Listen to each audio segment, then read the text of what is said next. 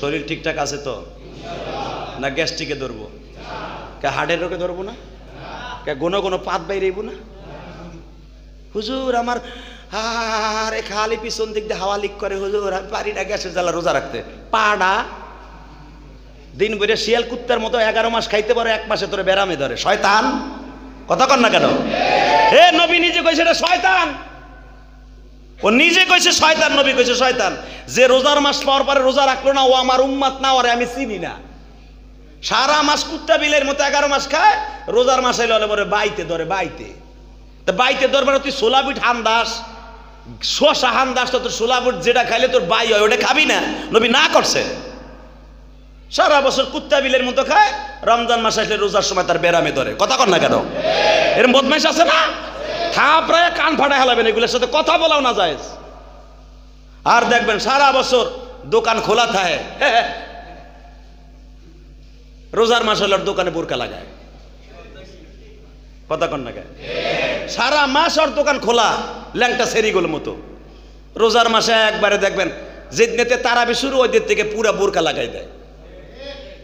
আল্লাহর কসম, আল্লাহর কসম, আল্লাহর কসম, যে রোজাদারকে খাবারের সিস্টেম করে দিবে বোরকা লাগাইয়া দোকানে, ওর কোনো ইবাদত আসমানে যাবে না, এবং ও জাহান্নামী, জাহান্নামী, জাহান্নামী। যেই দোকানে বোরকা লাগানো থাকবে হোটেলে, ওই হোটেলের কিছু কিনবেন না, খাবেন না। বিশ্বনবী বলে ওর সাথে সালামও দিবা না, কথা বলবা না। শুনছেন নবীর কথা? লা ইউতাকাল্লিম, ওর সাথে কথাও বলবা না। লা ইউবাই, ওর সাথে বেচাকেনা করবা না। ওয়ালা ইয়াসারিক, ওরে দেখবা না। যে রোজাদারকে খাবার সিস্টেম করে দেয়, নাউজুবিল্লাহ বলেন না? এটা কি আমার কথা? নবীর কথা। ওর সাথে বেচাকেনা, ওঠা বসা, এমন কি ওর মেয়ে যদি তুমি বিয়ে করে থাকো, ওই 1 মাস ওর বাপের বাড়ি পাঠাই দাও। নবী এত বড় ঘৃণার কাজ কথা বলেছেন। অতএব রোজার মাস আসতেছে, প্রস্তুত আছে তো? গ্যাসের ট্যাবলেট নেটবেট খাইয়া গ্যাস সিলিন্ডার ঠিক রাখেন। আমাকে পেট তখন গ্যাস সিলিন্ডার, ঠিক না বেঠিক? আমারটাও গ্যাস সিলিন্ডার, কিন্তু গ্যাস না খাইলে খালি বাইরে। রমজান মাসে আবার কয়ে দিচ্ছি, খবরদার টাইট হয়ে থাকবি। পুরা বডি ঠিক আছে? আলহামদুলিল্লাহ বলেন। আর পুরা বডি ঠিক করার লাগে ওমরায় জমগা, ওখানে গেলে আর কোনো গ্যাস ফ্যাস নাই। কি গ্যাস? রোজা রেখে তফে নামলে গ্যাস। আবার গ্যাস তখন পিছন দিক দিয়ে বাইরে না, যেখান দিয়ে বাইরে অজু ভাঙ্গে না, গাল দিয়ে বাইরে। রোজাদারের যত ঢেকুর আসবে মনে রাখবেন, রোজাদারের যত ঢেউকাসে না, এটা হলো রহমাত। আলহামদুলিল্লাহ বলেন।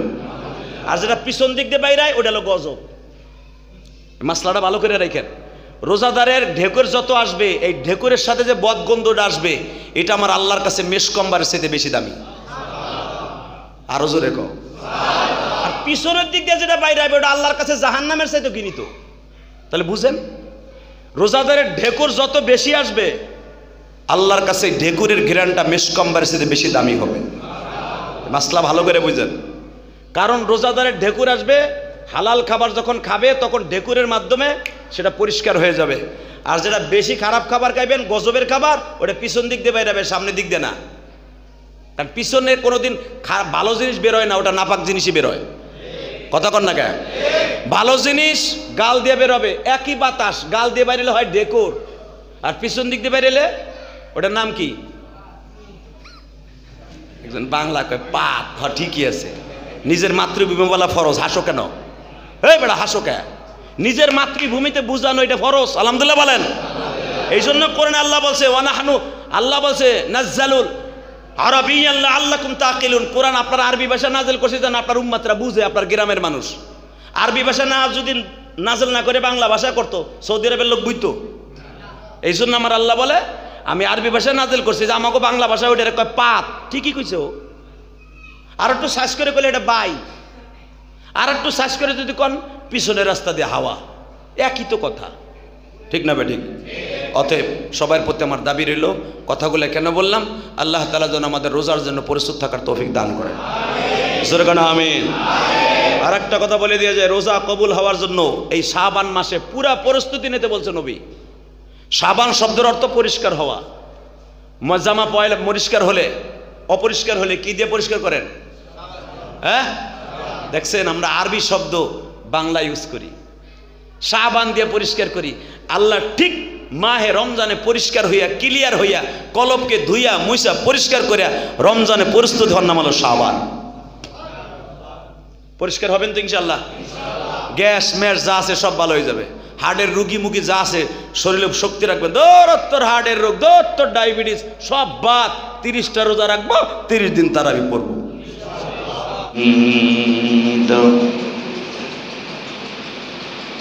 نحمده ونستعينه ونستغفره ونؤمن به ونتوكل عليه ونعوذ بالله من شرور أنفسنا ومن سيئات أعمالنا من يهده الله فلا مضل له ومن يضلله فلا هادي له الذي أرسل رسوله بالهدى ودين الحق ليظهره على الدين كله وكفى بالله شهيدا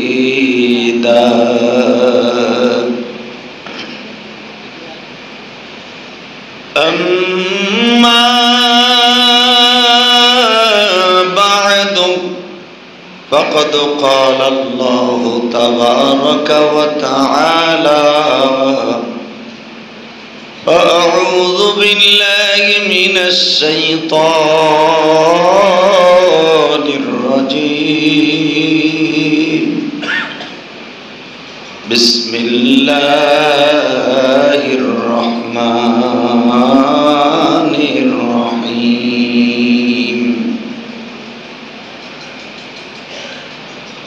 يا أيها الذين آمنوا توبوا إلى الله توبة نصوحا وقال الله تبارك وتعالى أينما تكونوا يدرككم الموت إنا أنزلناه في ليلة مباركة إن الله وملائكته يصلون على النبي يا أيها الذين آمنوا صلوا عليه وسلموا تسليما لا إله إلا الله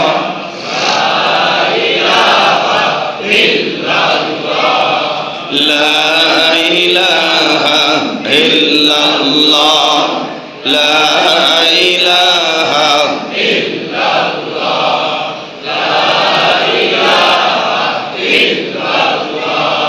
لا إله إلا الله لا إله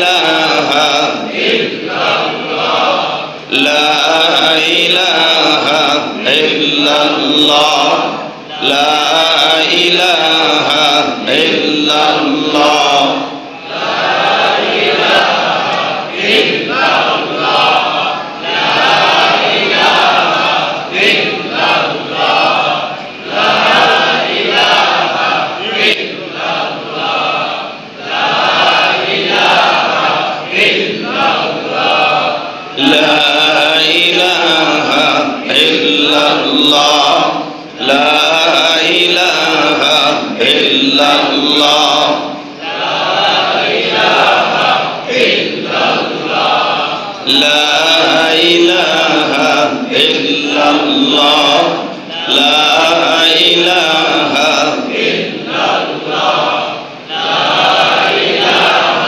إلا الله لا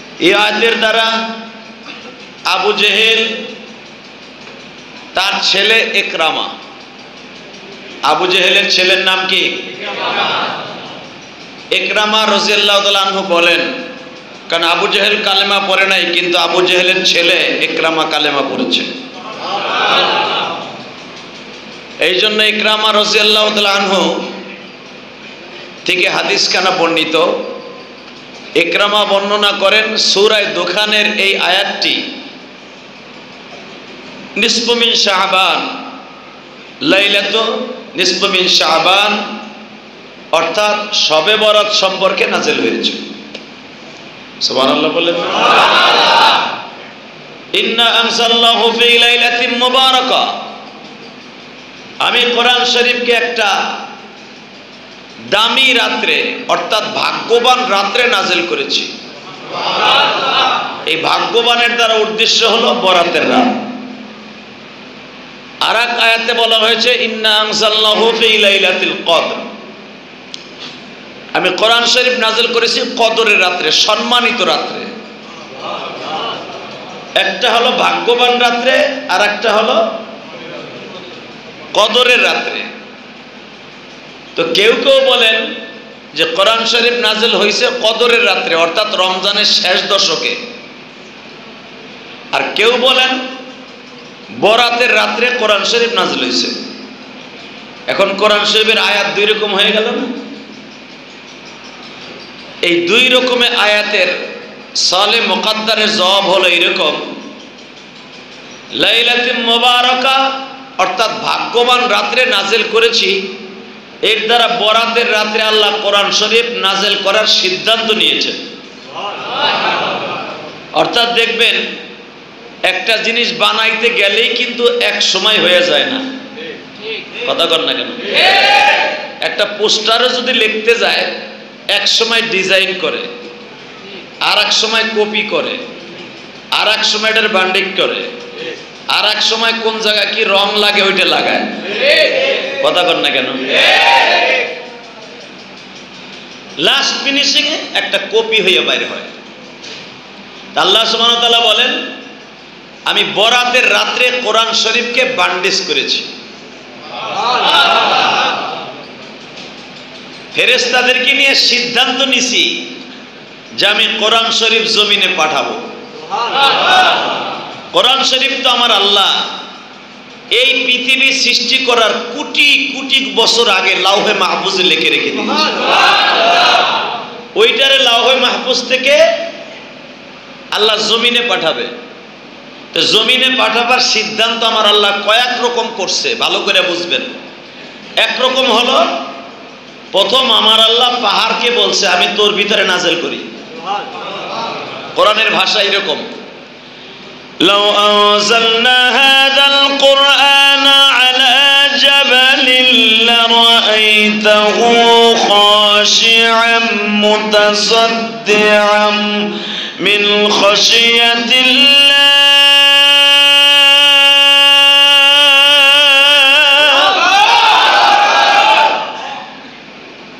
লাউ আনজালনা হাযাল কুরআন আলা জাবালিন লারাআইতা। নবী আপনি তাকায় দেখেন আমি পাহাড়ের উপরে কোরআন নাযিল করার কথা বলছিলাম এই বরাতের রাত্রে। এই বরাতের রাত্রে যখন কোরআন আমি পাহাড়ের উপরে নাযিল করব সিদ্ধান্ত নিলাম, পাহাড় প্রথম বাক্যে বলে ফেললো আল্লাহ ধ্বংস হয়ে যাব, জইলা পুইরা একবারে কয়লা হয়ে যাব। এরপরে আমি বললাম ওয়াসসামা, আমি আসমানের পরে নাযিল করব। আসমানও ডাইরেক্ট বলে দিল ভাইঙ্গা সুরা সুরমার হয়ে যাব। তখন আমি আল্লাহ সিদ্ধান্ত নিলাম এই বরাতের রাত্রে, সুবহানাল্লাহ কইলেন না? কোন রাত্রে? জোরে কর। বরাতের রাত্রে। বরাতের রাত্রে আমি সিদ্ধান্ত নিলাম কোরআন শরীফ নাযিল করব, কোন পাহাড়ে আর আসমানে না। যখন ওরা নিতে চায় না, ফেরেশতারাও নিতে চায় না, আমি মানুষের মধ্যে নাযিল করব। মানুষের মধ্যে নাযিল করব পৃথিবীর শ্রেষ্ঠ মহাগ্রন্থ পৃথিবীর শ্রেষ্ঠ মানুষের মধ্যে আমি নাজিল করব। পৃথিবীর শ্রেষ্ঠ মানুষকে নবী মুহাম্মাদুর যেরকম সাল্লাল্লাহু। এই উপরের থেকে শক্ত দুইটা বালিশ নিয়ে আসো, শক্ত।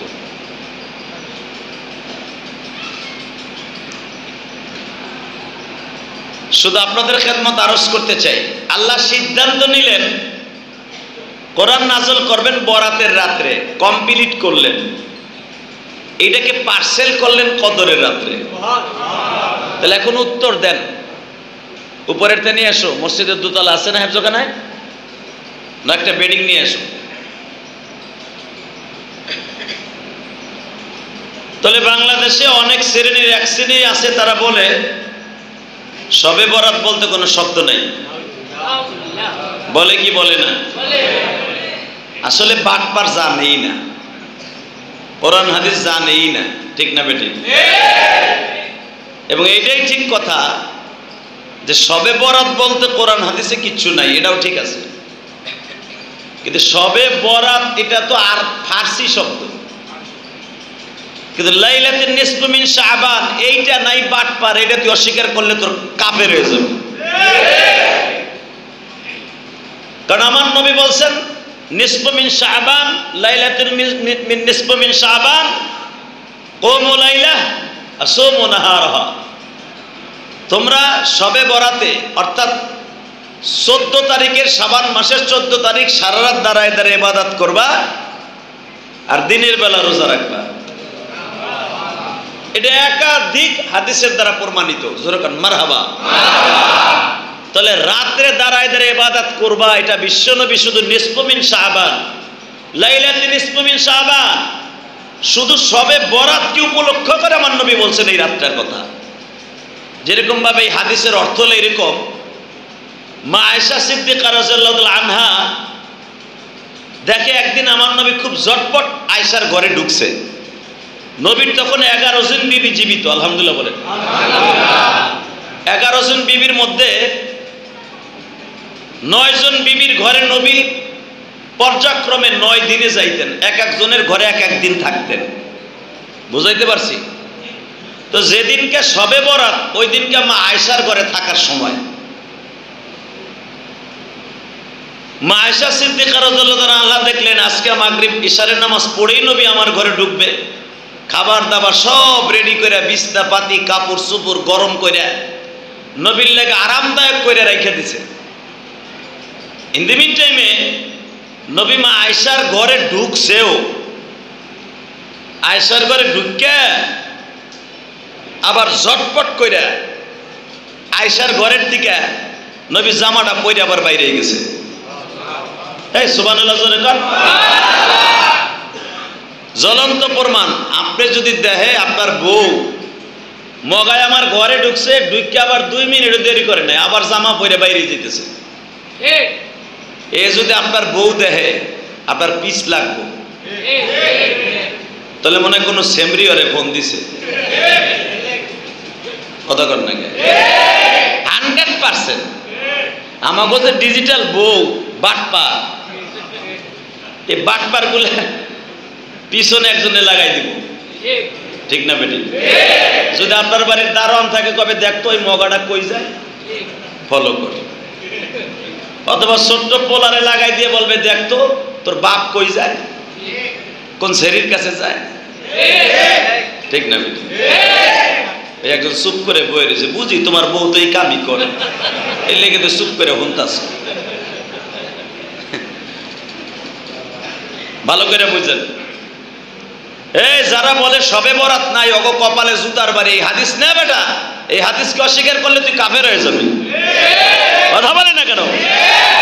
যারা বলবে শবে বরাত নাই ওগো কপালে জুতার বাড়ি, যেহানে বাবা নাক মুখ ফাটা লাবা গুছাইয়া।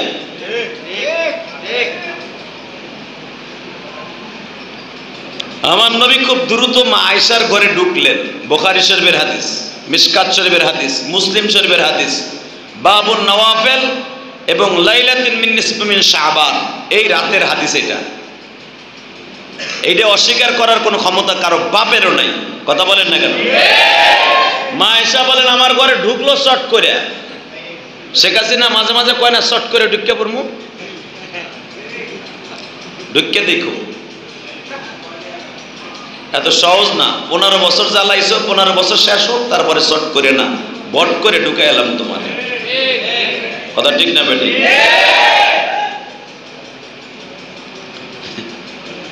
নবী শর্ট করে ঢুকলেন, পট করে বেরিয়ে গেলেন। মা আয়েশা দৌড়ে হাফসার ঘরে গেলেন, অত ওমরের মেয়ে। ঢুকেই বলতেছে, আপা আপনার ঘরে কি রসুল আসছে? হাফসা বলে, না তো, আজকে তো তোমার ঘরে থাকার কথা।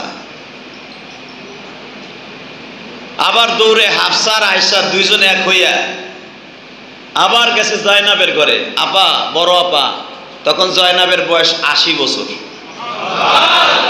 কত? 80। যেই বেঈমান গুলা বলে আমার নবী সেক্সুয়ালের কারণে, যৌবনের কারণে 11টা বিয়ে করছে, আর জন্মের মধ্যে ভেজাল আছে। যৌবনের কারণে, সেক্সের কারণে, যে কোনো কারণে তুমি আর আমি বিয়ে করতে পারি একাধিক, কিন্তু রাসূল সাল্লাল্লাহু আলাইহি ওয়াসাল্লাম জীবনে যৌবনের কারণে একটা বিয়ে করেনি। সব বিয়ে আমার আল্লাহর হুকুমে করছে।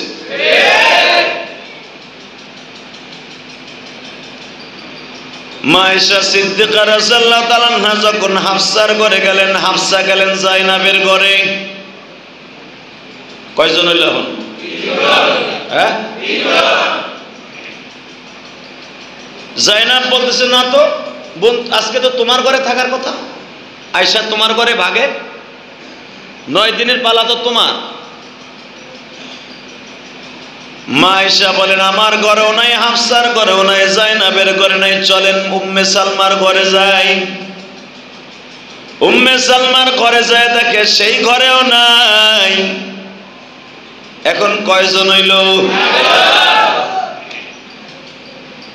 সরেন একটু পরে সাউদার ঘরে যায়। সাউদার ঘরে যায়, দেখে সাউদার ঘরেও নাই। চলেন আর একজন বিবির ঘরে যায়, জাইনাব বিনতে জাহাসের ঘরে, সেই ঘরেও নাই।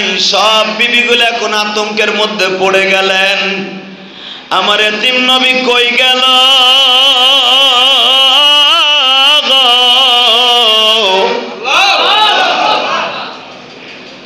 হঠাৎ করে দেখতেছে আমার নবী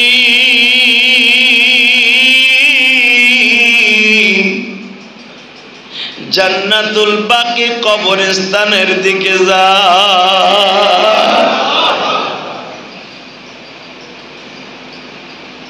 জান্নাতুল বাকি কবরস্থানের থেকে জিয়ারত করে আমার নবী আবার রিটার্ন মসজিদে নববীতে ঢুকলেন। মসজিদে নববীর ভিতরে ঢুকে আমার নবী দুহাত তুলে দোয়া করে, মালিক রে, উম্মত আমার গুনাহগার জমিনে মাফ কইরা দাও, সবে বরাতে খাতির মাফ কইরা দাও, সবে বরাতের খাতির। উম্মত আমার কেমনে থাকবে কবরে, উম্মতের ভালো রাইখো কবরে। এরপরেই নবী বলতেছে, উম্মত যদি জাহান্নামে জ্বলা যায়, তোমার নবী জান্নাতের দরকার নেই। বাজানরে ভালো করে বুঝবেন, নবী যখন মসজিদ নববীর ভিতরে বয়া বয়া কান্দে, মা আয়েশা দেখলেন নবীর চোখের পানিতে বুক বাইসা যাইতেছে। নবী আমার বললেন, বরাতের রাত্রে 3 কোয়ালিটির কাজ করবা। কয়টা? জোরে কোন? ইশারের নামাজের পরে কি 8 রাকাত পড়ছেন না? হ্যাঁ, সবে বরাতের সম্পর্কে কোনো নামাজ এই দুনিয়ায় নাই। নিসফু মিন শাবান, সবে বরাতের বলতে কোনো শব্দ নামাজ নাই। নামাজ আছে 14 তারিখের রাত্রে নবী পড়ছে তাই পড়ি। কথা বল না কেন? সবে বরাত শব্দের কোনো নামাজ নাই, নামাজ আছে নফল নামাজ। তো সবে বরাতে 3টা কাজ করতে কইছে নবী। কয়টা? 1 নম্বরে ইবাদত। 1 নম্বরে কি? অর্থাৎ সারা রাত নামাজ করতে কইছে। 12 রাকাত, 8 রাকাত, 6 রাকাত, 10 রাকাত, 100 রাকাত বলে কোনো শব্দ নেই। সারা রাত। ইনশাআল্লাহ বলেন ইনশাআল্লাহ। এখন যদি কেউ তাহলে 8 রাকাত পড়াইলেন কে? নবীর সারা জীবনের আমল ছিল 8 রাকাত তাহাজ্জুদ পড়া। নবীর আমলটা আগে করলাম, মারহাবা কর। এই জন্য 8 রাকাত পড়াইছি। এটা সবে বরাতের লেগে পড়াই নেই, পড়াইছে কিন্তু নবীর সুন্নাত হিসাবে। মারহাবা বলেন। তাহলে সবে বরাতে প্রথম কাজ হলো ইবাদত। বলেন কি? জোরে কর। অর্থাৎ নামাজ। দ্বিতীয় নম্বরে হলো তেলাওয়াত। দ্বিতীয় নম্বরে কি? জোরে কর। কি? নামাজ পড়তে পড়তে খারাপ লাগবে না? আরে রাখো মেয়ে না, নামাজ পড়তে পড়তে বিশ্বনবী জানে আমার উম্মত একটু ক্লান্ত হয়ে যাবে, তখন আমার নবী তেলাওয়াতের অপশন রাখছে। তেলাওয়াতের অপশন মসজিদের, আমার মসজিদের যে কোনো এক জায়গায় বাতি জ্বালায়া, নাহলে মোবাইলের বাতি জ্বালায়া চুপচাপ করে কোরআন তেলাওয়াত করবেন। এরপরে 3 নম্বরে হলো জিয়ারত। মসজিদের যে কোনো এক কোনায় বসিয়া আপনি আপনার বাবা মায়ের কবর জিয়ারত করার উদ্দেশ্যে দুরূদ শরীফ পড়বেন, কোরআন শরীফ পড়বেন, পড়ে পড়ে দোয়া করবেন। মারহাবা বলেন। তাহলে বরাতের রাত্রে কয়টা কাজ করবেন? জোরে কর। আরো জোরে। জোর হলো না? কয়টা? যেই মহিলারা আমার কথাগুলো শুনতেছেন তাদের ইবাদতের সিস্টেম আমি শিখাই দিয়ে আগে, তারপর ওয়াজ করি। অনেক মহিলা মা বোনরা বাসায় বসে নামাজ পড়বেন, কিন্তু জানেই না ঘোড়ার ডিম কি পড়বো। ঠিক না বেটি? আন্তাজে উঠে আর বহে এক একজনে কয় কুল বল্লা 50 বার, ফাতেহা 10 বার। টাটকা মিথ্যা কথা, এটি বানানি কথা। সূরার কোনো শেষ সীমানা নেই। সূরা ফাতিহার সাথে যে সূরা মন চায় সেই সূরা পড়বেন। 100 রাকাত পড়েন, 50 রাকাত পড়েন, 60 রাকাত পড়েন, 70 রাকাত পড়েন, 300 রাকাত পড়েন, যা মনে চায় তাই পড়েন। 60 রাকাত পড়েন আর 8 রাকাত পড়েন, কোনো বাধা নাই। 1 নম্বরে নিয়ত করবেন, আল্লাহ আমি নফল নামাজ পড়তেছি বরাতের রাত্রে, আল্লাহু আকবার। নিয়ত কি করবেন? বরাতের রাত্রে নামাজ পড়তেছি, নফল নামাজ পড়তেছি, কিবলামুখী হই, আল্লাহু আকবার। অথবা কিচ্ছু কওয়া লাগবে না, যায় নামাজে খারাইয়ে নামাজ আরম্ভ করে দিবেন। আপনি কি নামাজ পড়তেছেন? এটা শেখ হাসিনা খালেদার মতো আমার আল্লাহ না যে আরে কইয়া লইতেইব খতিয়ার নাম্বার, দাগ নাম্বার। আজকে ফেব্রুয়ারি মাসের 14 তারিখ, ভালোবাসা লুচ্চা দিবস তারিখ। এদিন কদম সবে বরাত পড়ছে। আল্লাহ তুমি মনে রাখো, আজকে কিন্তু ভালোবাসা দিবসে তোমার কেজি কেজি ভালোবাসা দিচ্ছি। এই খতিয়ার নাম্বার দিয়া নামাজে খারান লাগবো না। আল্লাহ জানে আজকে ফেব্রুয়ারির কয় তারিখ। কথা কন না কেন? কয়েকটারে দেখলাম একই কোয়ালিটির পাঞ্জাবি কিনছে, ভ্যালেন্টাইন ডে লেগে কিনছ? হ্যাঁ, ভ্যালেন্টাইন ডে, হ্যাঁ, ভালোবাসার লেগে কিনছো এই পাঞ্জাবি। তোরে থাপ রাইয়া গাল গুল ফাটা হালাম একবারে। ওই পাঞ্জাবি খুলে মসজিদে আয়, কিন্তু যদি ওই নিয়ত করে কিনে থাস পাঞ্জাবি যে আমার প্রেমিকাও কিনছে এই কালারের, আমিও কিনলাম এই কালারের। কথা কর না কেন? জোরে কবে না মগা? আমি দেখতেছি অনেক যুবক এক কালারে পাঞ্জাবি পরে আছে। হালাকে আজকে পরে আসা ছিল সাদাটা, আজকে কি পরে আসবা? যখন রঙিন দেখতেছি, রঙিন ডাল মে কুছ কালা হ্যায়। কথা ঠিক না বেঠে? জোরে কা। কলার পাতার পাঞ্জাবি যখন পরছো, ভালোবাসা দিবসের লেগে কিনছো। যদি ভালোবাসা দিবসের নিয়ত করে পাঞ্জাবি কিনে থাকোস, এই পাঞ্জাবি অক্ষণই পুরাই হেলাবি। অক্ষণ না পুরাইলে তোর কপালে জুতার বাড়ি। বাটপার ও ভালোবাসা দিবসের লেগে পাঞ্জাবি কিনে। ভালোবাসা দিবস কি মুসলমানের লেগে? জোরে কন, আরো জোরে। ভালোবাসা দিবস লে কালকে মুন্সিগঞ্জে জার্সি কঠিন যারা ওয়াদা করাইছি কেডা যাবি না, সবগুলা কাইন্দা মাইন্দা কইছে একদিন যাইতে আমার যাম না।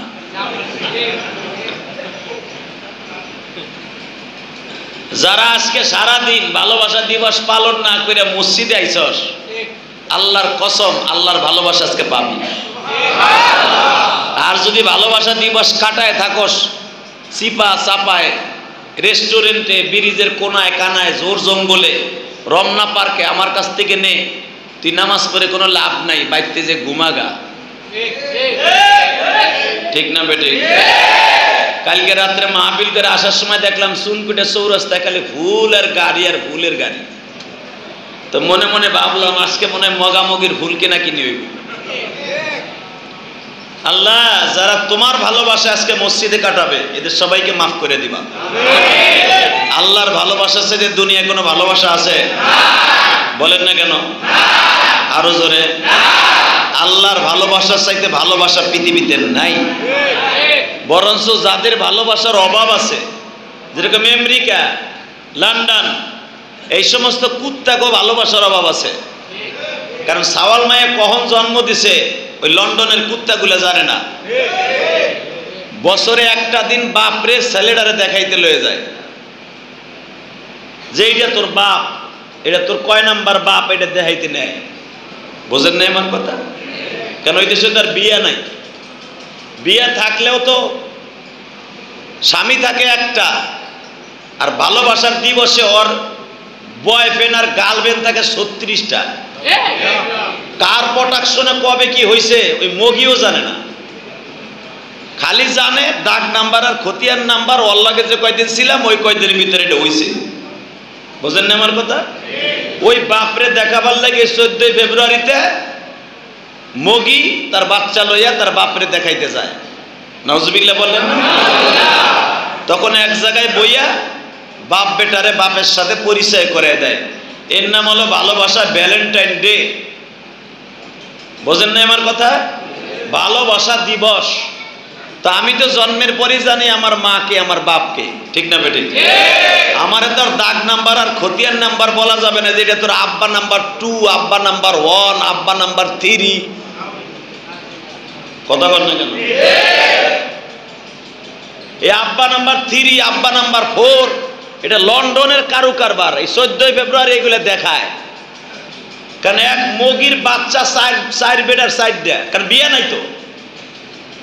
তখন চার বাপ এক জায়গায় আহে, তখন এই গেল তোর আব্বা নাম্বার 1, এই তোর আব্বা নাম্বার 2, আব্বা নাম্বার 3, আব্বা নাম্বার 4। তোমারও কি ফোন নাম্বার বাপ আসেনি? কথা কও না কেন?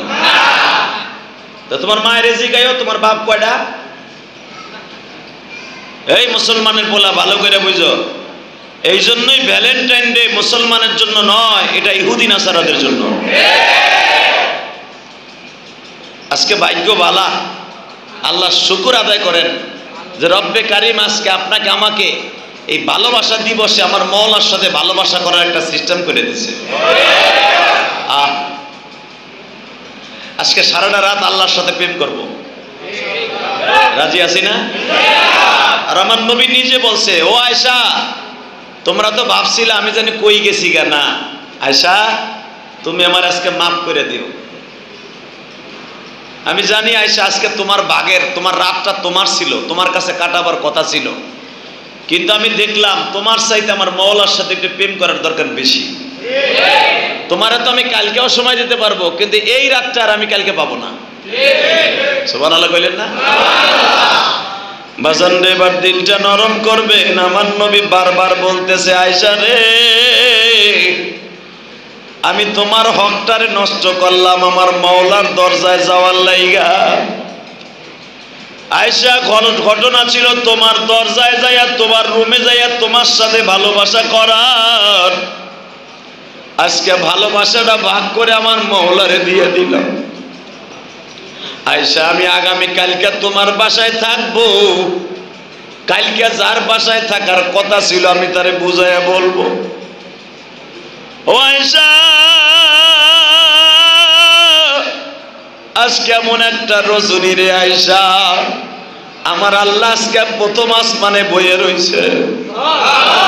জোরে জোরে জোরে জোরে।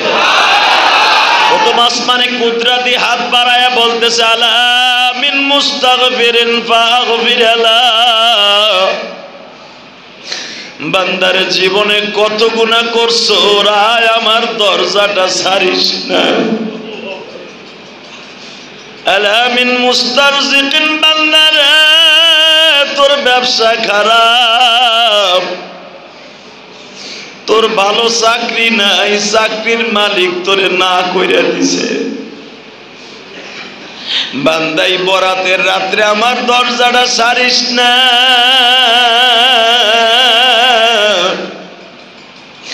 আমি মওলারে প্রাণ খুলে প্রেমের ডাকটা ডাক দে। আল্লাহু হাজিরি,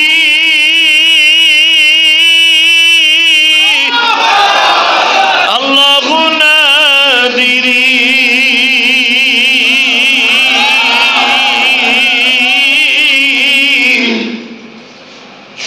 আল্লাহু মাই।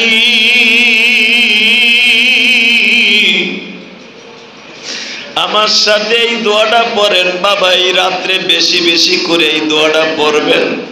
হাসবুনাল্লাহু ওয়া নি'মাল ওয়াকিল, নি'মাল মাওলা ওয়া নি'মান নাসির। পরাণ খুলে আমার মাওলারে ডাক দিয়ে বলেন, হাসবুনাল্লাহ ওয়া নি'মাল ওয়াকিল,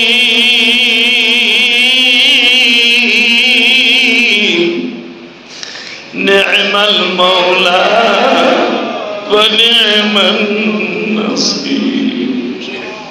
কত মানুষ দেখলাম মাওলা ধরাতে, সবাই একদিন চলে গেল কবরে। বাজান আমার বিশ্ব নবী বলে, আয়েশা রে, আমি আজকে কবরস্থানে গেছিলাম কবরস্থানওয়ালাদের সাথে প্রেম করার লাগিয়া। আহারে বাজান, একটু চোখটা বন্ধ করে দেখো, ডাইনে আমার কেউ নাই, বাম আমার কেউ নাই, সামনে আমার কেউ নাই, পিছনে আমার কেউ নাই, নাই নাই নাই, আছে একমাত্র উনিকে। দুই হাত উঁচা করে বলেন, উনিকে নামান। আল্লাহ বলেন, লা ইলাহা ইল্লা হুয়াল হাইয়ুল কাইয়্যুম, লা ইলাহা ইল্লাল্লাহ, আমি আল্লাহ ছাড়া কোনো মাবুদ নাই। আছে কে? ইল্লাল্লাহ, ইল্লাল্লাহ, ইল্লাল্লাহ, ইল্লাল্লাহ, ইল্লাল্লাহ, ইল্লাল্লাহ, ইল্লাল্লাহ, ইল্লাল্লাহ, ইল্লাল্লাহ, ইল্লাল্লাহ। নাই নাই নাই নাই, আছে কে? লা ইলাহা ইল্লা হুয়াল হাইয়ুল কাইয়্যুম। আল্লাহ বলে, বান্দা কেউ নাই, কেউ নাই, আছি একমাত্র আমি মওলা। বাজান, আমি আপনাদের সামনে একটা ঘটনা তুলে ধরতে চাই গো।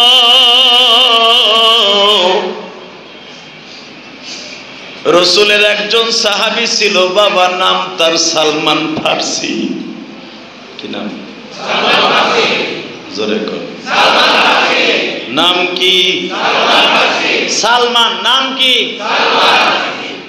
নবী দুনিয়া আসার 100 বছর আগে নাম তার সালমান ফার্সি। সালমান ফার্সির বয়স 8 বছর। হঠাৎ করে দেখে সালমান ফার্সি একটা তাঁবুর মধ্যে কিছু আলেম ওলামা ঈসা নবীর ধর্মের উপরে তারা বিশ্বস্ত ছিল, সেই পারস্যের জমিনে তাঁবুর মধ্যে বইয়া কিছু লোক তারা জিকির করতেছে লা ইলাহা ইল্লাল্লাহ, বলেন লা ইলাহা ইল্লাল্লাহ, লা ইলাহা ইল্লাল্লাহ, লা ইলাহা ইল্লাল্লাহ, ঈসা রূহুল্লাহ। আমার নবী আসার 100 বছর আগে, সুবহানাল্লাহ বলেন। সালমান ফার্সি তাঁবুর মধ্যে যে জিজ্ঞেস করে, আপনারা যে লা ইলাহা ইল্লাল্লাহ বলেন, আমরা যে আগুনের পূজা করি, এর ভিতরে পার্থক্য কি? তো ঈসা নবীর ধর্মের পরে যে আলেম ছিলেন উনি বলতেছে লা ইলাহা ইল্লাল্লাহ শব্দের অর্থ হলো আল্লাহ ছাড়া কোনো মাবুদ নাই, উনি একক, দুনিয়া কোন তার সাথে শরীক নাই। সালমান বলে, তাহলে আমরা যে পুতুলের পূজা করি, আগুনের পূজা করি, এগুলা কি? ঈসা নবীর আলেম সাহেব বলে ফেললেন, এগুলো হুদা ভুয়া, মিথ্যা কথা, এগুলো মাখলুক। এই মাখলুকগুলা আল্লাহর কাছে মুখাপিক্ষি, আল্লাহ কারো কাছে মুখাপিক্ষি না। কত বাস্তব না বাস্তব? এই কথা শুই না সালমান বলে, তাহলে আপনারা কোন নবীর উম্মত? বলে আমরা ঈসা নবীর উম্মত। সাথে সাথে বলতেছে, কেউ কেউ আবার বলতেছে ঈসা নবীর পরে একজন নবী আসতেছে, মিন বা'দ ইসমুহু আহমদ, তার নাম হবে মুহাম্মদ। যদি তারে আমরা পাই, তার কাছে কালেমা পড়ব। সে হলো পৃথিবীর শ্রেষ্ঠ মহামানব।